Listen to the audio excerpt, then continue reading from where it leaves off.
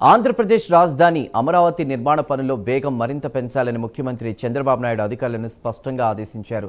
అనుకున్న సమయానికి ప్రతి ప్రాజెక్టు పూర్తి కావాలని ఆయన నొక్కి చెప్పారు.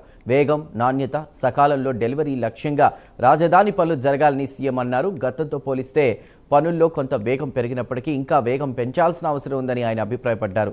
ఒక నిర్మాణ సంస్థగా రాజధాని పనులు చేపట్టడం గొప్ప అవకాశమని, ఆ అవకాశాన్ని సద్వినియోగం చేసుకోవాలని సీఎం సూచించారు. ఆర్థికంగా ఎటువంటి సమస్యలు లేకుండా ప్రభుత్వం చూస్తున్న నేపథ్యంలో పనుల్లో ఎక్కడా జాప్యం ఉండకూడదని ముఖ్యమంత్రి స్పష్టం చేశారు. సచివాలయంలో రాజధాని అమరావతి నిర్మాణ సంస్థల ప్రతినిధులతో ముఖ్యమంత్రి మంగళవారం ఒక సమీక్షా సమావేశం నిర్వహించారు. రాజధానిలో 95 ప్రాజెక్టులకు సంబంధించి 50,999 కోట్ల విలువైన పనులు చేపట్టగా నెలకు కనీసం 7.92% పనులు జరగాలని ఆయన లక్ష్యాన్ని నిర్దేశించారు. భూసేకరణ, నిధుల సమీకరణ, అనుమతులు, డిజైన్లు వంటి అంశాల్లో అన్ని శాఖలు, ఉన్నతాధికారులు సమన్వయంతో పనిచేయాలంటూ ముఖ్యమంత్రి ఆదేశించారు.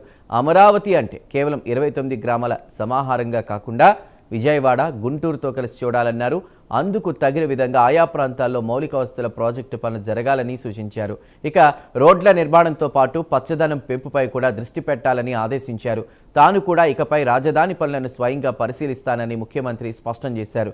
ఇక ఈ సమీక్షా సమావేశంలో మంత్రి నారాయణ, సిఎస్ సాయి ప్రసాద్, ఉన్నతాధికారులు, కాంట్రాక్ట్ సంస్థల ప్రతినిధులు పాల్గొన్నారు.